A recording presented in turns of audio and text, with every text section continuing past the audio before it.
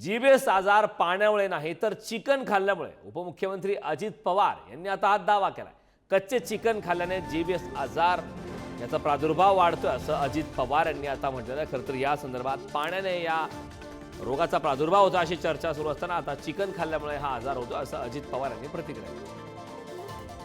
वाचण्याच्या एरियात काहींचं म्हणणं कोंबड्यांचं काही मांस खाल्ल्यामुळे ते झालं. त्याच्याबद्दलची अतिशय चांगल्या प्रकारची सगळी माहिती घेतलेली आहे. मी आता राजेंद्र भोसलेंना पण सांगणार आहे, त्याची प्रेस नोट काढा. त्यामध्ये म्हणजे तिथल्या कोंबड्या किंवा काही त्याची विल्हेवाट लावण्याची गरज नाही.